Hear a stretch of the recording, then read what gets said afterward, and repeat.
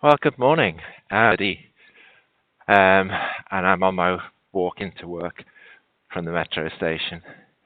I've just turned off from the main road and I'm heading towards the wagon way. So a little bit out of breath from the walking, but other than that, I'm feeling okay. It's got a nice morning. It's dry, it's cold, but it's dry, and I'm taking care of where I'm walking. There's been a little bit of a frost overnight, and although I haven't noticed any ice yet anywhere, a little bit cautious. The last time I remember it being like this in the morning was a few weeks ago. My friend Amy slipped on the ice near where she lives and broke her arm. So she's something of an inspiration to me with her blogging and in many other aspects of her life. But slipping and breaking my arm is not one of the things I want to be inspired by her to do.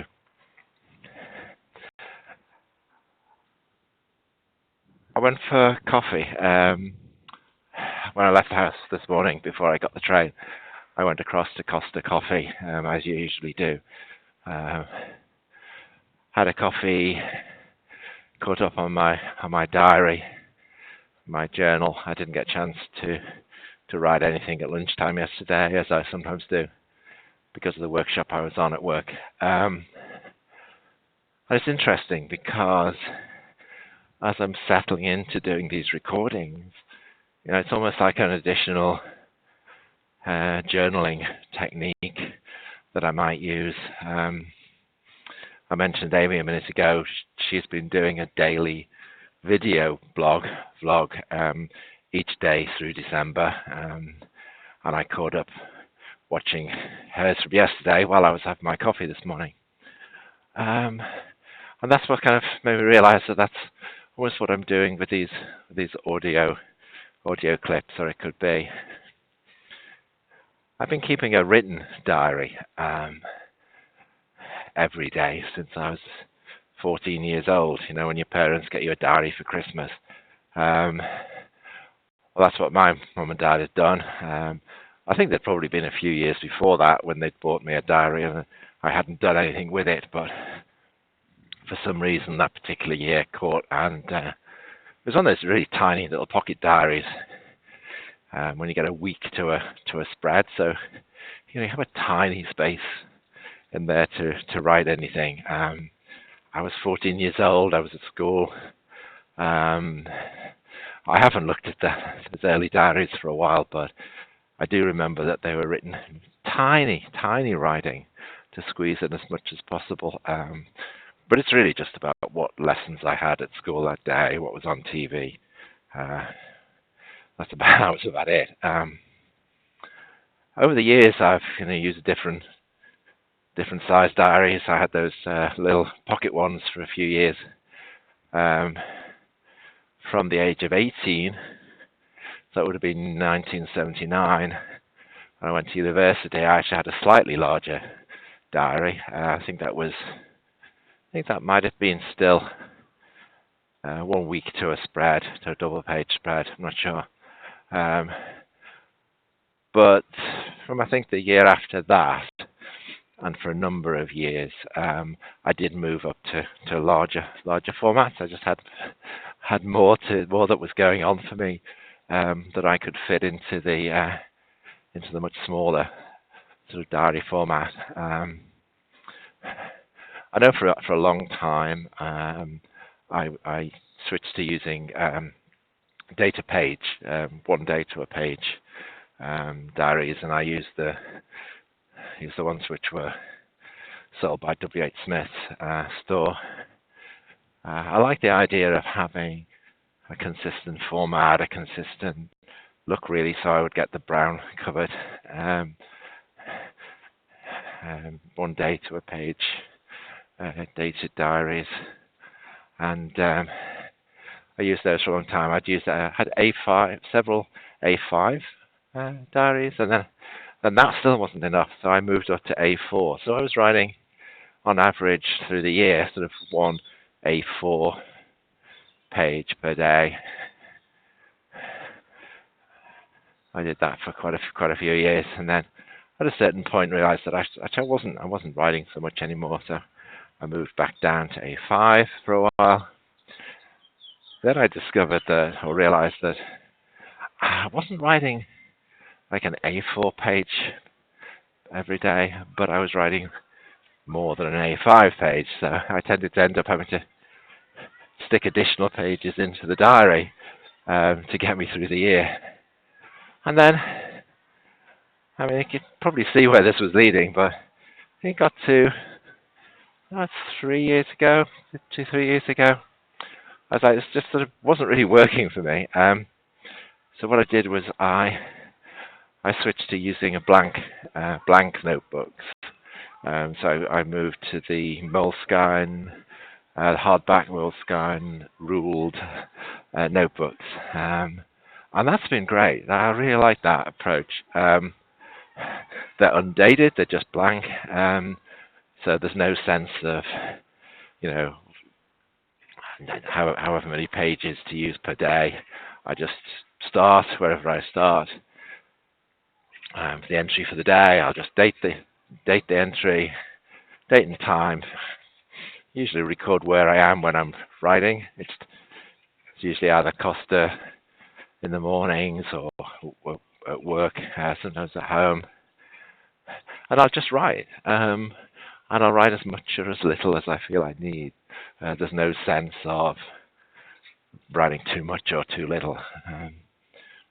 On average, I'm finding that one of these Moleskine journals, I think they're 140 pages.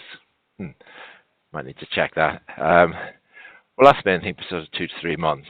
I actually went through the Moleskines that I've used in the last probably 18 months or so, and jotted down the start and end dates, and worked out therefore like how many the average sort of page count per day. And it's really interesting because it does vary. The technique I'm using allows it to vary without me having to sort of think about it too much. But it's gone from anything from around a page and a half to about 3 pages. Really, I guess, reflecting how much is going on for me, as well as when and where I'm writing. If I just sit down once a day, I'll write, maybe on average a certain amount of words, page or two. But if I do it the way I am now, when I sort of have the diary with me, and I can stop and add to it at different times through the day if something happens or something occurs to me, and on average I'm going to be writing more. It's just part of my life now. I occasionally wonder what on earth I'm doing it for. Why am I still writing a diary every day? It's not that often that I pick up my older diaries and look through them. I do occasionally, but not so much. So, what am I doing it for? I think that the first part of an answer to that is it's a more significant choice. It would be a more significant choice, a much more significant choice, to stop doing it than to continue. I'd need a specific reason to stop, given that I've been doing them for so long. In all those years, I started at age 14, and I'll be 59 next March. I think there's only a few days, literally 3-4 days in all that time, where I didn't record anything at all. Probably because I'd let things slide for a few days, and I simply could not remember anything for the day. Now that's not likely to happen now, really, because as I say, I write pretty much every day. But it's just a part of the sort of the pulse of my life, really, and has been for a long time. It's also an important part of how I process what is going on for me. I do tend to. I record what's happening. I record what I've done, what's happened in my day. But more than that, really, I'm recording how I'm feeling and thinking about what's going on, in particular about my key friendships, relationships. So it is an important part of how I process my way through that. And not so much analyze, really. I don't think I do that as much as I maybe used to. But just letting it out, letting it flow out onto the page. Sorry, I'm being a little bit distracted here because the path is a bit extra frosty, a little bit icy, so I'll be careful there. I don't want to end up with this audio clip being sort of ending with me screaming out in pain or an expletive or two. That was not really a very good idea. So I'm approaching work now, so I'll get my pass out and get on site. So yeah, I'm not convinced that I'm going to make these audio recordings, a daily part of my life. I think just at the moment it's really interesting for me to capture my thoughts this way, and hopefully interesting for a few of you to listen to them, to hear what's going on. I'm going to try to make them a little bit more focused, like to actually have a topic or a theme. So today, I guess I've been talking about my journaling, rather than just sort of random musing about whatever's going on in my head, which I think the first couple that I recorded was more like that. So this is the last few minutes. I'm on site now, so approaching the office where I work. So it would be really interesting to me, if anybody has listened this far to the end. I would like to just to leave a comment, either in YouTube, which is almost certainly where I'll post this, or on my Facebook or Twitter when I shared it out. Just comment with your own experiences of journaling. Do you write a diary of any form, whether that's more simply a sort of an appointments book to keep you on track? I mean, that in itself can be very evocative, I think. I tend to use the calendar on my phone in that kind of way. I record appointments, meetings, get-togethers with friends and stuff in there, and just flicking back through that can be very evocative. You don't necessarily need to sit for hours at a time, pouring your heart out onto the page.